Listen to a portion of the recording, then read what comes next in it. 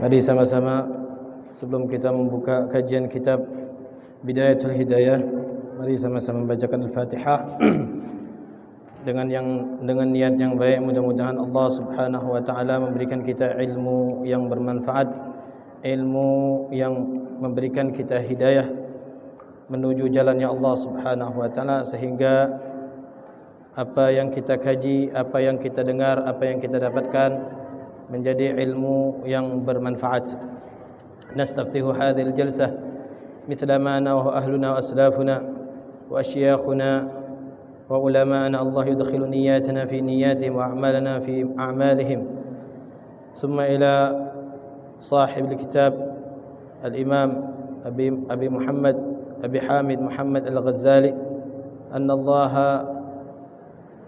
يعلي درجات في الجنة وينفعنا بأسراره وأنواره وعلومه ونفاته، وجميع مشايخنا وأستاذنا وعلمائنا، خصوصا أبويا السيد أحمد نوفل بن عبد الله بن أحمد بن حمد الكاف، وجميع أرواح آبائنا وأمهاتنا وأجدادنا وجداتنا، أن الله يغفر لهم ويرحمهم ويسكن الجنة برحمته، وأن الله يفتح علينا فتوح العارفين ويفقهنا في الدين ويعلمنا التأويل على هذه النية، وكل نية صالحة وكل ما نوى عليه أسلافنا الصالحون، إلى حضرة النبي محمد صلى الله عليه وسلم بسر الفاتحة.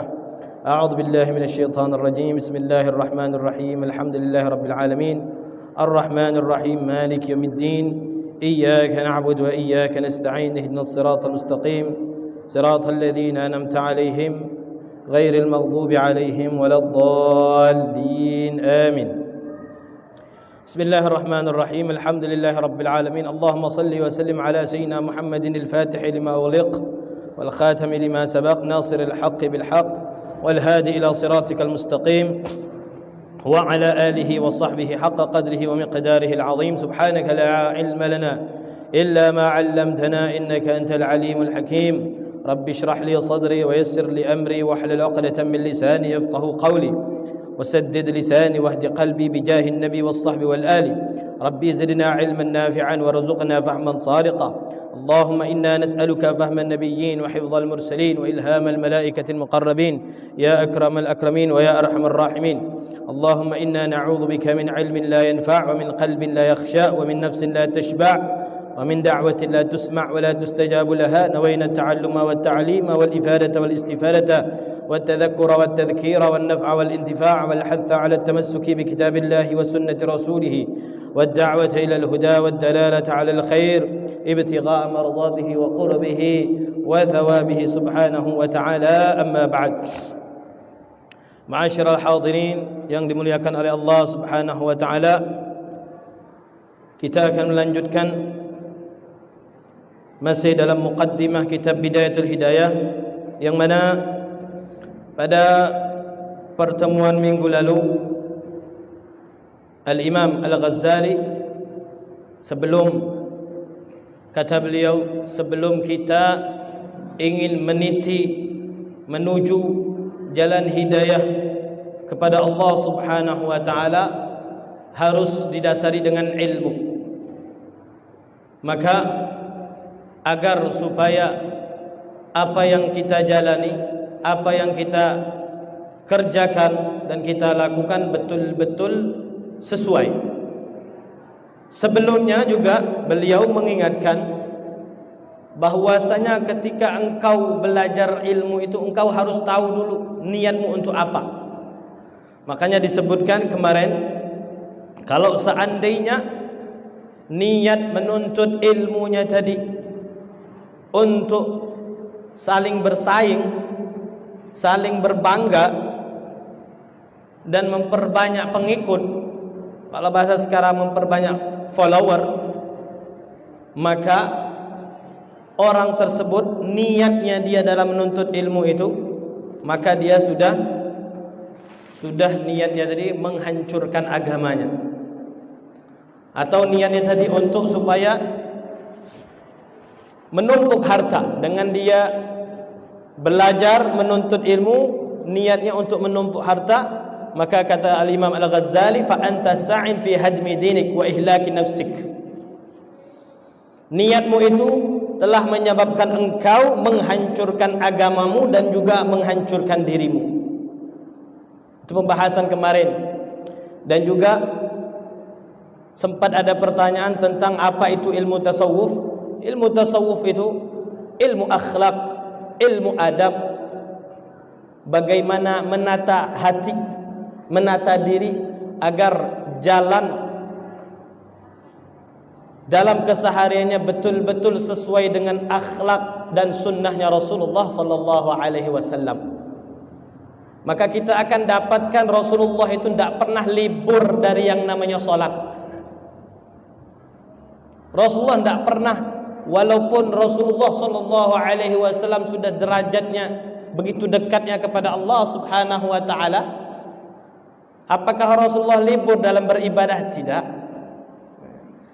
Bahkan ketika dalam sebuah riwayat Sayyidatuna Aisyah sampai melihat Rasulullah kakinya bengkak, karena pada saat itu cuaca yang begitu sangat dingin sehingga kakinya bengkak, pecah-pecah. Kata Sayyidatuna Aisyah, "Ya Rasulullah, cukup ya Rasulullah ibadahmu itu. Sudah cukup, anta habibullah, engkau itu kekasihnya Allah Subhanahu wa taala. Sudah sangat dekat kepada Allah Subhanahu wa taala. Sudah cukup ibadahmu itu, jangan kau paksa dirimu itu." Orang-orang juga sudah tahu derajatnya engkau ya Rasulullah. Apa kata Rasulullah? Bukan dijawabnya, enggak. Kata Rasulullah, "Afala akuna 'abdan syakura." Kata Rasulullah, aku ini pengen jadi hamba yang bersyukur. Dengan ibadah itu adalah bukti bahwasanya aku ini hamba yang bersyukur. Maka Rasulullah selama hidupnya tidak akan kita mendapati bahwasanya dalam sebuah riwayat Rasulullah itu tidak pernah sholat karena sudah dapat makrifat kepada Allah Subhanahu wa taala. Maka kalau ada orang mengaku dirinya belajar tasawuf tapi malas dalam beribadah, maka sejatinya dia bukan belajar tasawuf. Jadi orang dengan dia belajar tasawuf, kalau dalam istilah lain tazkiyatun nafs, pensucian jiwa. Jadi ada dua istilah, ada istilah tasawuf, ada istilah tazkiyatun nafs. Bagaimana dia menata hari, mensucikan hatinya dari penyakit-penyakit hati, yang mana penyakit hati itu lebih jahat, lebih berbahaya dari penyakit zahir. Kita terserang penyakit saja takutnya minta ampun. Cepat-cepat kita berobat, kita obati penyakit zahirnya kita, apalagi penyakit hati. Yang mana kalau seandainya tidak tertata, tidak benar, tidak diobati, maka itulah nantinya bakal tertipu oleh yang namanya setan. Makanya dilanjutkan di dalam kitab ini, qala al-muallif rahimahullah taala wa nafa'ana bihi wa bi'ulumihi fid dharain amin. Wa in kanat niyyatuka wa qasduka fima bainaka wa bain Allah taala min ta'allumil ilmi al-hidayata duna mujarradir riwayah. Jadi kemarin Al-Imam Al-Ghazali mengingatkan, jangan sampai niatmu itu untuk menuntut ilmu tadi, untuk berbangga saja, untuk hebat-hebatan saja, untuk dapat piala saja, untuk dapat ijazah saja. Jangan, hati-hati. Kalau niatnya seperti itu, engkau sudah menghancurkan agamamu.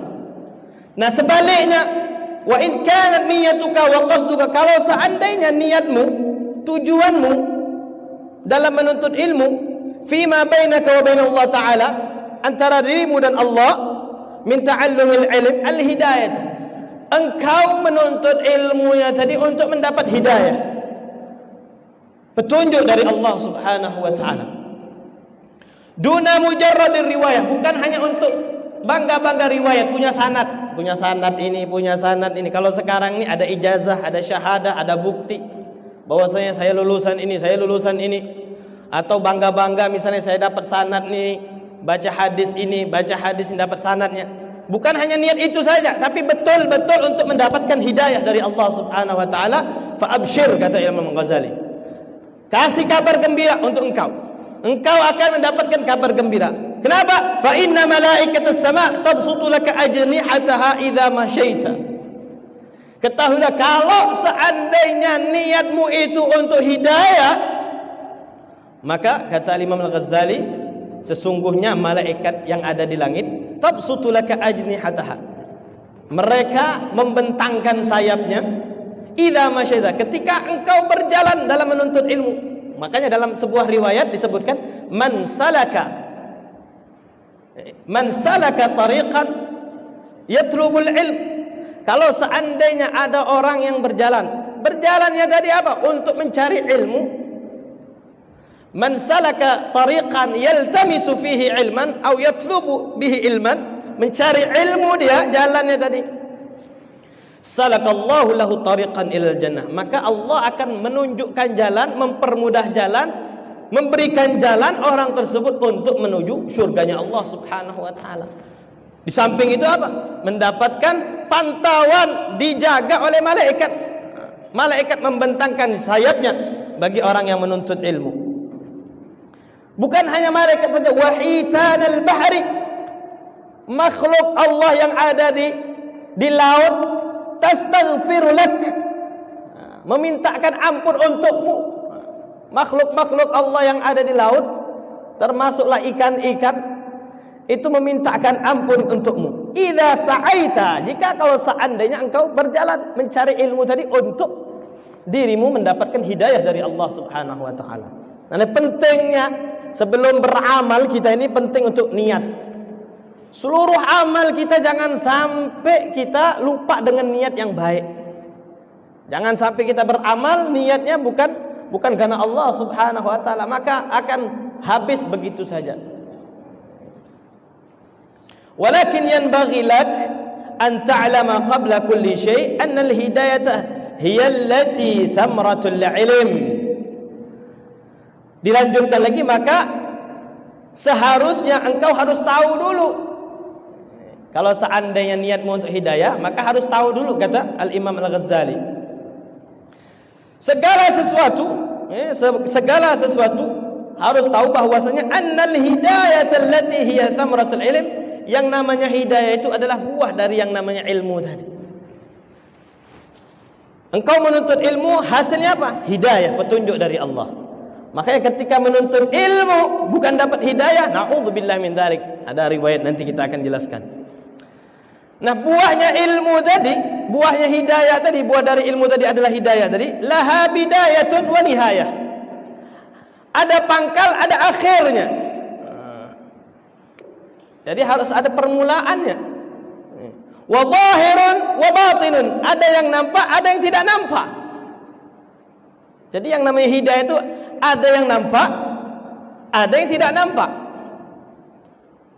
Wala wusula ila nihayati illa ba'da ihkami bidayatiha, dan kau tidak akan sampai kepada tujuan akhirmu, tidak sampai kepada batinmu yang tidak nampak tadi, illa ba'da ihkami bidayatiha, kecuali engkau betul-betul teliti ketika di dalam permulaan tersebut. Makanya harus betul-betul tahu kita. Beribadah pun harus tahu kita. Niatnya harus tahu kita, jangan salah. Belajar ilmu pun jangan salah. Oh, ini pelajaran yang pertama, pelajaran kelas 1, pelajaran kelas 2. Jangan salah kita ngambil pelajaran tadi, pelajaran anak SMA. Anak SD diajarkan pelajaran anak SMA, tidak bakal nyambung, rusak otaknya. Nah, begitu juga kita kalau dalam menuntut ilmu harus tahu juga. Jangan sampai salah dalam mengambil ilmu. Jangan sampai belum kapasitas kita dalam menuntut ilmu kita ambil, kita kejar, maka akal akan rusak. Wala uthura ala batiniha, dan engkau tidak akan menemukan yang namanya batin tadi, ilmu hidayah dalam batin tadi, illa ba'dal wuquf ala zahiriha, kecuali betul-betul nampak yang ada dalam zahirmu itu. Makanya kullu ma kharaja min fik dalla ala ma fik. Makanya kata orang pepatah mengatakan setiap yang keluar dari mulutmu itu menunjukkan apa yang ada di dalam hatimu. Keluarnya mulutnya sesuatu yang baik, yang bagus, yang sopan. Pokoknya semuanya kalamut thayyib. Semua yang keluar dari mulutnya tadi, lisannya tadi, semuanya ucapan-ucapan baik, berarti menunjukkan hatinya baik. Sebaliknya, kalau yang keluar dari mulutnya tadi cacian, makian, omongan umpatan, semuanya yang tidak baik, itu berarti menunjukkan batinnya ada penyakit. Nah, itu. Wa ha ana musyirun 'alaika bi bidayatil hidayah. Nah, makanya kata Al-Imam Al-Ghazali, aku tunjukkan untuk engkau, katanya, bi bidayatil hidayah, permulaan dari hidayah. Makanya dikasih nama kitabnya tadi Bidayatul Hidayah. Bi bidayatil hidayah litujarriba biha nafsak.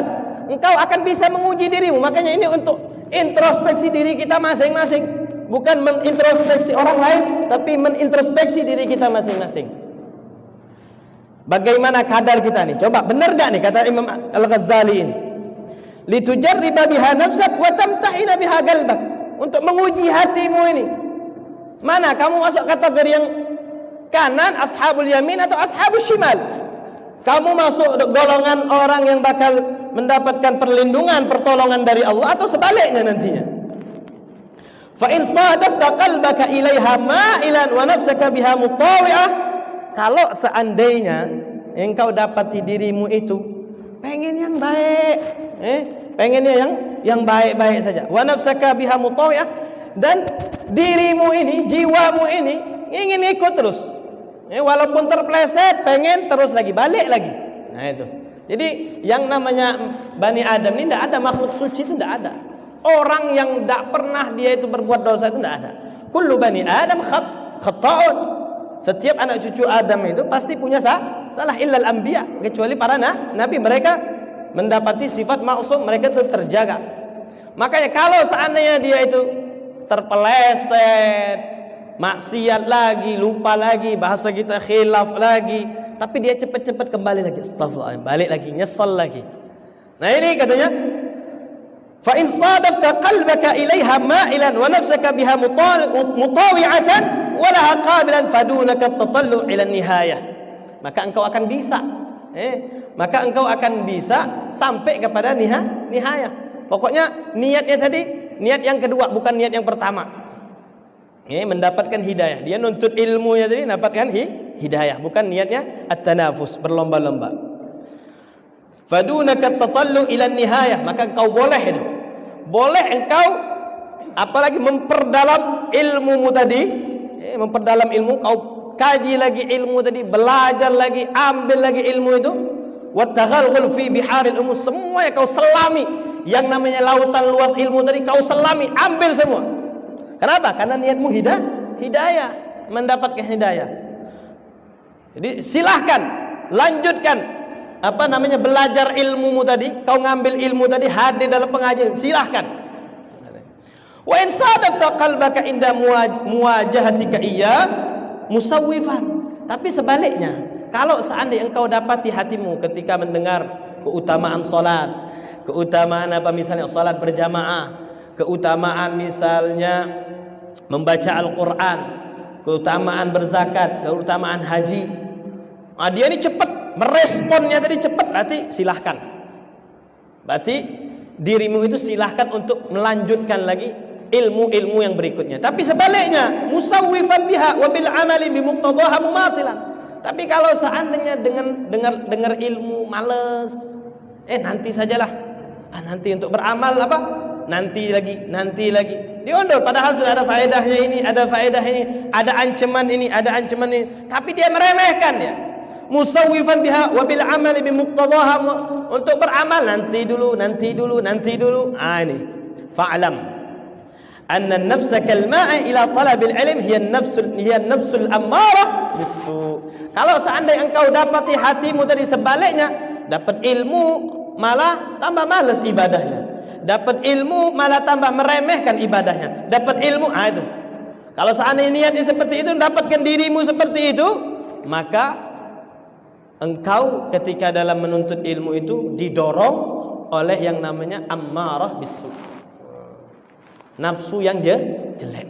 Hati-hati kata Al-Imam Al-Ghazali. Makanya di awal kita, ayo sama-sama kita memperbaiki niat kita dulu. Sebelum kita belajar, ayo sama-sama kita banyak istighfar, minta ampun kepada Allah. Mudah-mudahan niat belajar ini tidak lain karena ingin mendapatkan hidayah dari Allah. wa qad intahadat 'asiyatan li rabbiha muti'atan lisyaitanil la'in. Engkau sudah apa? Sudah bermaksiat kepada Allah Subhanahu wa taala dengan menuntut ilmu tadi, dengan niat yang tadi, niat yang jelek tadi, engkau sudah bermaksiat kepada Allah Subhanahu wa taala. Muti'atan lisyaitan, taat kepada setan. Al-la'in, yang terkutuk, yang terlaknat, liyudlika bihabli ghururihi wa yastadrijaka bimakidatihi ila ghamratil halak. Engkau sudah masuk dalam jebakannya, jebakan setan. Tertipu. Dengan dia mempelajari ilmu tadi, dia ngomongnya tinggi sekali, amalnya tak ada sama sekali. Ini bahaya. Kalau ada orang yang ngomongnya setinggi langit, tapi amalnya kosong, ini hati-hati. Dalam menuntut ilmunya dia berbahaya. Itu apa? Dorongan dari apa? Dari hawa nafsu yang jelek. Makanya setan pintar dia merekayasa niat tadi. Bagaimana dia membungkus niatnya seorang hamba Allah tadi? Bagaimana dia? Oh, ini bagus nih, bagus. Entar kau kayak gini. Dibungkus tadi, rupanya dijebloskan ke dalam kehancuran. Ila ghamratil halak. Wa qasduhu, tujuannya apa? Tujuan setan tadi apa? Ayyurawwija 'alaika syarr fi ma'radil khair. Agar apa? Agar kita ini diajak kepada kejahatan tapi dibungkus dengan kebaikan. Itu setan seperti itu. Kelihatannya bagus, casingnya seperti orang ibadah, ahli ibadah, pakaiannya masya Allah ahli ibadah. Tapi apa? Di dalamnya kesesatan. Hati-hati. Jangan sampai kita ngambil ilmu, menuntut ilmu dari orang yang mana orang tadi membungkus kita supaya kita bukannya tambah rajin beribadah, tapi tambah rajin malas dalam beribadah. Hati-hati dalam menuntut ilmu seperti itu. Makanya diingatkan kadang orang ini kata dalam sebuah kitab dalam mazhab Al-Maliki disebutkan orang kadang sibuk dia yang ngakunya tasawuf, kadang sibuk dia dengan zikir, dengan fadilah-fadilah, sibuk dia. Hanyut dia dengan zikirnya tadi, masya Allah. Tapi ketika disuruh sholat yang wajib, yang fardu, dia malas. Kalau ada yang seperti ini, maka hati-hati. Kalau seandainya dia kalau masalah zikir, masalah tirakat, masalah ini dia rajin, hebat dia. Tapi ketika ibadah yang wajib, malah dia teledor, dia telantarkan, malah dia malas-malasan, bahkan dia meremehkan. Hati-hati, dia sudah masuk jebakannya dari jebakan setan. Seakan-akan bagus dia tadi, zikirnya tadi bagus dia. Sampai larut katanya. Istighraq, sudah tidak sadar diri lagi dia. Tapi setelah itu apa? Malas dia. Untuk sholat subuhnya kesiangan dia misalnya. Untuk sholat-sholat yang lain, enggak. Meremehkan yang namanya sholat fardu. Hati-hati orang yang seperti ini. Dalam menuntut ilmunya, dalam berzikirnya itu. Hatta yulhiqaka bil akhsarin, kata Imam Al-Ghazali, sehingga engkau akan dikumpulkan, diikut sertakan dengan orang-orang yang merugi. Kenapa? Bil aksarina amal, orang-orang yang rugi dalam amalnya. Kenapa? Alladzina dhalla sa'yuhum fil hayatid dunya. Ini di dalam Al-Qur'an ini. Yang mana mereka ini dhalla sa'yuhum, sesat. Dalam kehidupan mereka itu, usaha mereka di dunia itu tersesat. Mereka itu hakikatnya tersesat, wa hum yahsabuna, tapi mereka mengira apa? Sedangkan mereka itu mengira annahum yuhsinuna sun'a. Mereka merasa, mengira bahwasanya mereka itu sudah berbuat baik. Nah, inilah yang namanya tipu daya iblis, tipu daya setan. Dibungkuslah dengan yang baik, tapi hakikatnya dia ikut dalam kesesatan setan. Wa inda dzalik yatlu 'alaika syaitan. Setan terus mengiming-imingi kepada orang tersebut fadlul ilm, keutamaan ilmu. Tadi fadlul ilmi tadi. Bagaimana orang yang menuntut ilmu dapat surga? Dia merasa dirinya sudah masuk surga, tapi apa? Tidak dapat hidayah dari Allah Subhanahu wa taala. Fadlul ilm wa darajatul ulama. Derajatnya ulama. Al-ulama warasatul anbiya. Merasa dirinya ulama, pewarisnya Nabi, padahal hakikatnya dia tersesat. Wa ma warada fihi minal akhbar wal athar, dan banyak sekali Banyak sekali keutamaan ilmu dan keutamaan orang yang menuntut ilmu. Makanya di sini dalam riwayat disebutkan katanya, ulama'u hadhil ummah rajulani, rajulun atahu Allahu ilman fabadzalahu linnas. Ulama dari umat ini katanya seseorang di antaranya seseorang yang diberikan ilmu, dia berikan, sampaikan kepada manusia. Walam ya'khudh alaihi tama'an, tidak ada niat sama sekali yang jelek. Walam yashtari bihi thaman, dan dia tidak perdagang, tidak perjualbelikan ilmunya tadi. Fadzalika tastaghfiru lahu hitan al-bahr. Orang-orang yang seperti itu apa? Makhluk-makhluk yang ada di laut meminta istighfar kepada dia. Wa dawabul bar. Makhluk-makhluk Allah yang ada di darat begitu juga. Wa thair, binatang, burung begitu juga, semua yang meminta ampun. Nah, itu keutamaan orang yang menuntut ilmu dan keutamaan ulama. Banyak sekali keutamaan. Nah, jangan sampai tertipu. Jangan sampai terjebak oleh omongan, bisikan-bisikan dari setan tersebut. Kau tu ulama, kau tu penuntut ilmu. Tapi tidak ada kebaikan di dalam dirinya tadi. Tidak dapat hidayah dari Allah. Bukannya tambah bagus, tambah jelek. Wa yulhika an qawlihi sallallahu alaihi wasallam. Engkau dilalaikan oleh iblis tadi dari peringatannya Rasulullah sallallahu alaihi wasallam. Man izdada ilma, barang siapa yang bertambah ilmu, dapat ilmu, bertambah ilmunya, walam yazdad hudan, tapi ilmunya bertambah tapi tidak bertambah hidayahnya dari Allah Subhanahu wa taala, lam yazdad minallahi taala illa bu'da. Ketahuilah orang tersebut tidak bertambah kepada Allah Subhanahu wa taala kecuali tambah jauh dari Allah Subhanahu wa taala. Nauzubillahi min dzalik. Mudah-mudahan kita di sini yang hadir dalam pengajian ini, majlis ini, tidak lain niat kita untuk bertambah dekat kepada Allah Subhanahu wa taala, bukan bertambah jauh dari Allah Subhanahu wa taala. Dan dalam riwayat yang lain Rasulullah mengingatkan, inna asyaddan nas, wa an qawlihi sallallahu alaihi wasallam, inna asyaddan nasi 'adaban yaumil qiyamah. Kata Rasulullah, nanti di hari kiamat Allah Subhanahu wa taala akan memberikan azab yang sangat pedih kepada siapa? Alimun lam yanfa'hu Allah bi'ilmih. Seorang yang alim, seorang yang mempunyai ilmu tapi ilmunya tidak memberikan manfaat kepadanya. Na'udzubillah min dzalik. Nas'alullah salamah.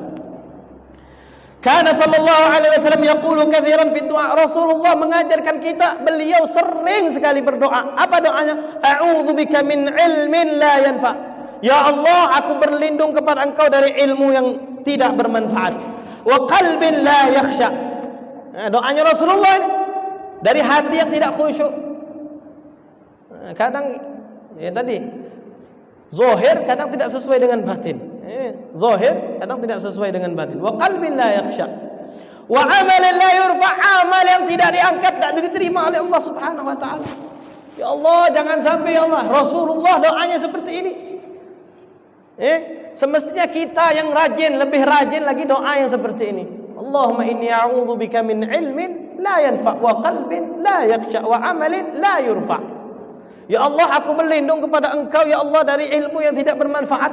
Dapat ilmu, dapat faedah ini aku tidak amalkan. Dapat ancaman ini malah aku kerjakan. Ya Allah, jangan sampai ya Allah. Wa qalbin la yakhsha, hati yang tidak khusyuk, pikiran ketika Allahu Akbar sudah macam-macam, pikirannya ke sana kemari, tidak ada pikirannya kepada Allah Subhanahu wa taala. Wa amalin la yurfa', amal yang tidak diangkat, sia-sia. Karena dia beramal untuk pamer, untuk riya dan untuk seterusnya. Wa du'a'in la yusma', dan doa yang tidak didengar oleh Allah Subhanahu wa taala. Ini doa yang sering dilafazkan, didoakan, didengungkan oleh Rasulullah sallallahu alaihi wasallam. Wa an qawlihi sallallahu alaihi wasallam, diingatkan lagi, Rasulullah mengingatkan lagi, marartu lailatan usriya bi ila samai. Ketika peristiwa Isra dan Mi'raj, bentar lagi kita sudah masuk bulan Rajab. Kapan tanggal 27? Kapan nih? Berapa hari lagi? 4 hari lagi ya. Kurang lebih. Marartu. Nah, ini ceritanya ketika Rasulullah melakukan apa ya namanya peristiwa Isra dan Mi'raj. Karena peristiwa Isra dan Mi'raj itu Rasulullah diajak oleh Allah Subhanahu wa taala lewat perantara malaikat Jibril, diajak dari Mekah ke Masjidil Aqsa. Setelah ke Masjidil Aqsa, diajak ke Sidratul Muntaha, dan di situ Allah menampakkan semua keajaiban-keajaiban untuk Rasulullah, karena pada saat itu Rasulullah lagi berkabung. Rasulullah lagi bersedih. Karena sebelumnya Rasulullah ditinggal oleh orang-orang yang selalu membela dalam dakwahnya Rasulullah. Ditinggal oleh kekasihnya, istrinya Sayyidatuna Khadijah, ditinggal oleh pamannya Abu Talib. Makanya pada saat itu dikatakan tahun kesedihan. Allah melihat kekasihnya sedih, langsung diajak refreshing. Kalau kita wisatanya macam-macam, wisata ke pantai, wisata ke ini, Rasulullah diajak keliling hebat. Keliling alam semesta, ke tempat yang paling jauh, yang hanya Allah dan Rasulullah yang tahu. Ketika pada malam aku diajak oleh Allah Subhanahu wa taala pada peristiwa Isra dan Mi'raj, aku melihat bi aqwamin tuqradu shifahuhum bimaqarid min narin. Aku melihat ada kaum yang mana lidahnya mereka itu, mulutnya mereka itu digergaji oleh Allah Subhanahu wa taala, disiksa dengan digergaji bimaqarid min nar, yang mana gergaji tadi dari api, disiksa. Faqultu, aku bertanya, man antum, siapa kalian itu, kok ngeri betul sampai disiksa, digergaji lidah kalian, mulut kalian digergaji itu. Siapa kalian itu? Man antum? Faqalu kunna na'muru bil khair wa la na'tihi wa nanha 'anil syarr wa na'tihi. Na'udzubillah min dzalik. Kami adalah, dulunya kami selalu mengajak kepada kebaikan.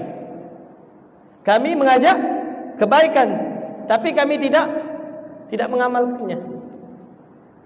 Kami mengajak kepada kebaikan, tapi kami tidak kerjakan kebaikan tersebut. Ngajak pada orang kebaikan terus, tapi kami sendiri tidak mengerjakannya. Wa nanha 'anil syarr wa na'tihi.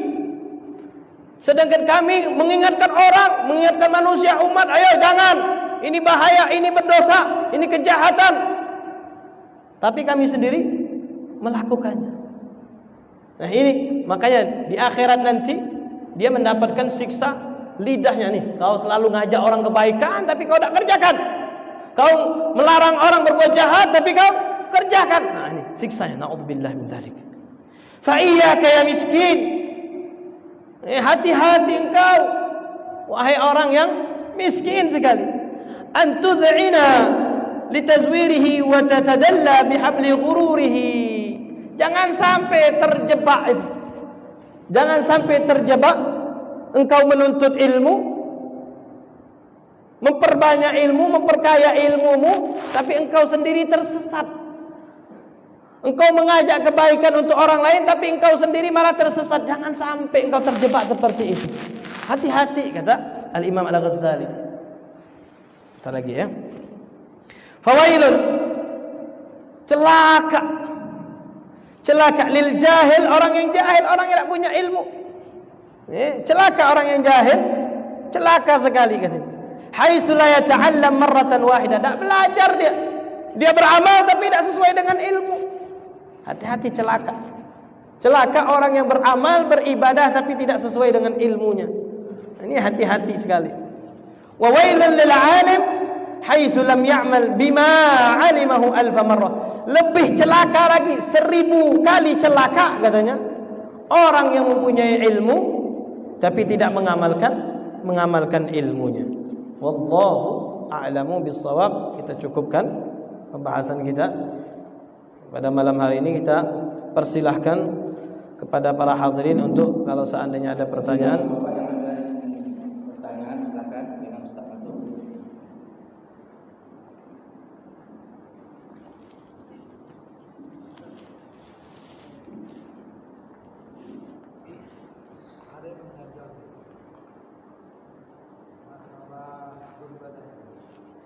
Jadi apakah gugur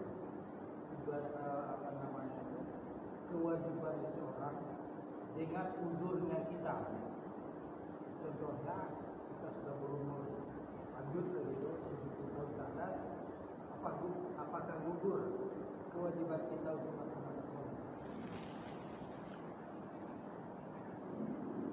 perintah salat ini perintah yang paling hebat, karena langsung disampaikan Allah langsung kepada Rasulullah sallallahu alaihi wasallam. Berbeda dengan perintah-perintah yang lain. Makanya ketika di hari perhitungan yang pertama kali nanti dihisab oleh Allah Subhanahu wa taala adalah salat. Yang pertama kali bakal ditanya bagaimana salatnya. Kalau seandainya salatnya bagus, maka perkara-perkara lain akan menjadi mudah. Maka perintah salat itu tidak akan gugur selagi hamba tersebut masih diberikan akal oleh Allah Subhanahu wa taala. Jadi tidak bakal gugur yang namanya salat itu malam yugharghir. Sampai kerongkongan itu belum ruh itu belum sampai kepada kerongkongan. Tapi kalau sudah sampai ke kerongkongan tidak lagi, sudah gugur dia. Ketika seseorang itu sudah mukallaf, sudah baligh, sudah aqil, maka sudah diwajibkan perintah salat. Makanya wajib dulu dia kenal dalam hukum tohara, hukum bersuci, kenal dengan najis, kenal dengan wudu, kenal dengan rukun salat. Makanya jangan sampai keliru nanti. Maka perintah salat itu tidak bakal gugur walaupun dia sakit. Makanya diajarkan nanti. Nanti kita akan masuki bab salat itu. Bagaimana salatnya orang sehat. Bagaimana salatnya orang yang tidak sehat. Ketika sehat dia mampu berdiri, wajib dia berdiri. Tidak mampu berdiri dengan sempurna, dengan membungkuk, wajib dia membungkuk, tak boleh dia langsung duduk. Selagi dia batas kemampuannya sampai mana, dia harus melaksanakan kewajiban tersebut. Salatnya bisa duduk, ya wajib dia duduk. Salatnya berbaring, wajib berbaring. Salatnya terlentang, wajib terlentang, ya sudah. Pokoknya tetap dilaksanakan salat. Selagi roh belum lepas dari jasad. Jadi tidak ada yang namanya gugur kewajiban salat. Selagi dia akalnya masih bekerja. Beda dengan kalau seandainya akalnya sudah enggak sadar lagi, enggak tahu lagi dia dengan dirinya sendiri enggak tahu. La yukallifullahu nafsan illa wus'aha. Wallahu a'lam. Silakan.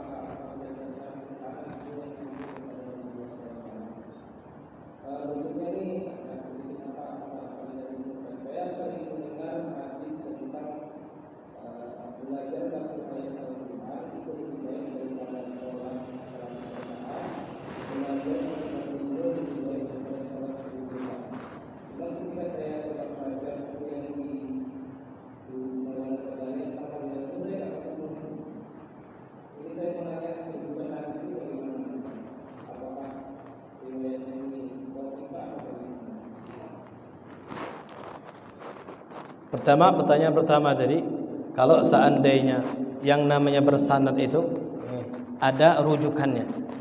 Kalau seandainya belajarnya dari punya rujukannya, itu berarti dia bersanad. Dan sesuai dengan apa yang difahami. Pemahamannya sesuai dengan apa yang ada di dalam kitab. Ketika dia, makanya dalam ilmu, dalam yang namanya ilmu tadi harus punya dasar.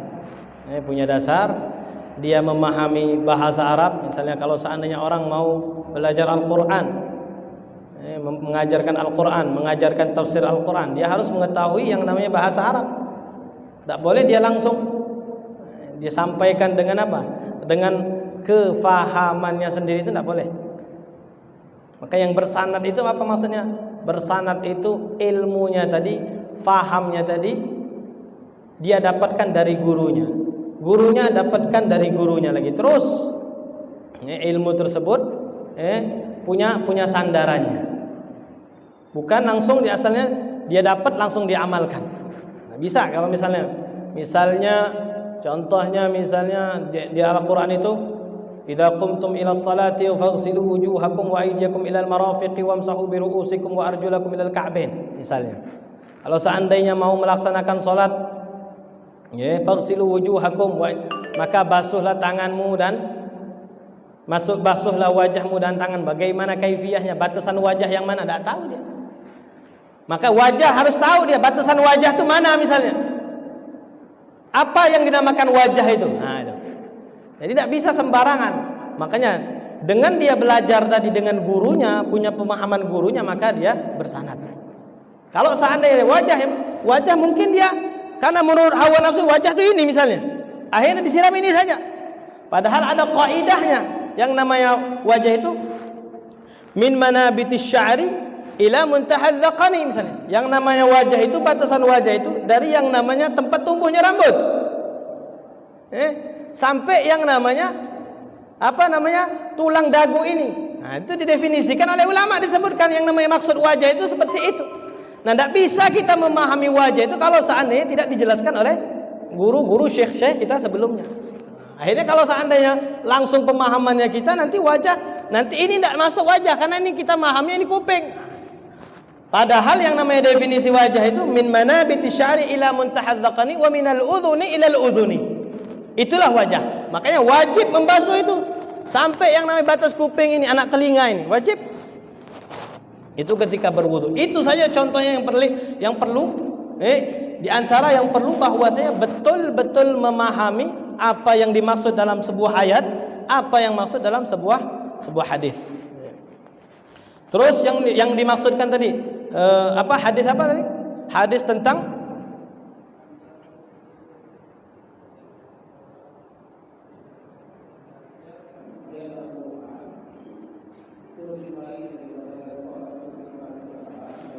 salat sunnah. Maksud di sini salat sunnah mutlak.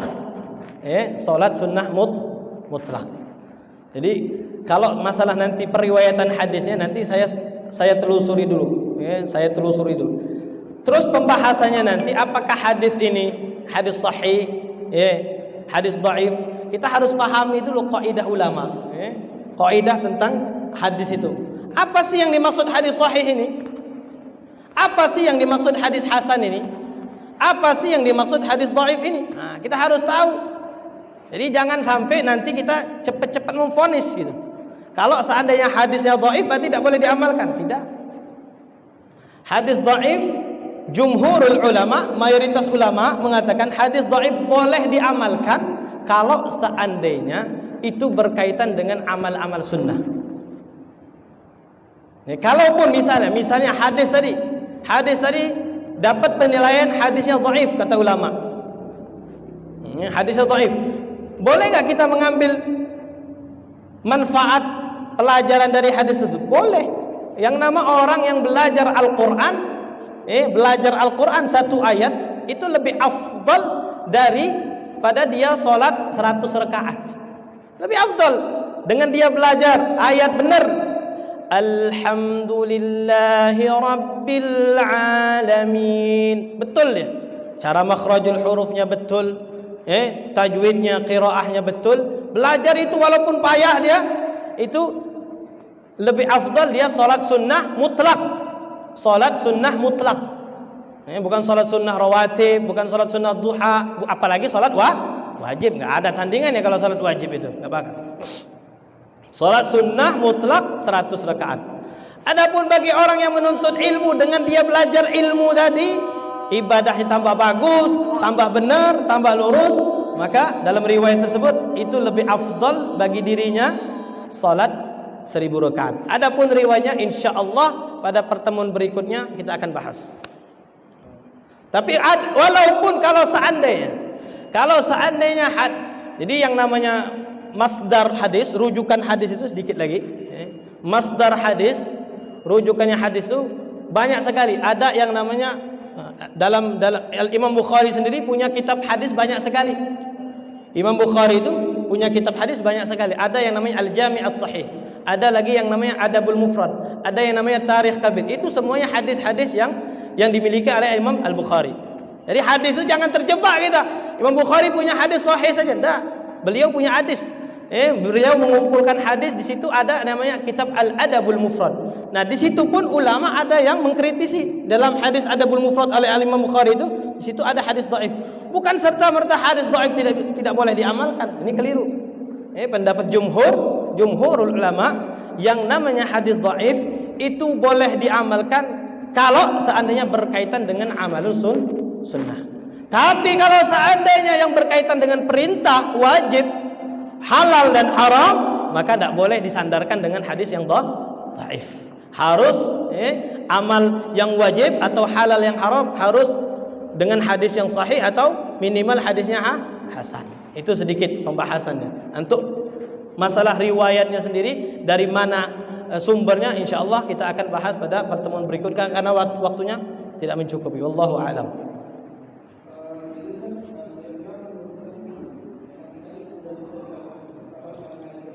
Insyaallah.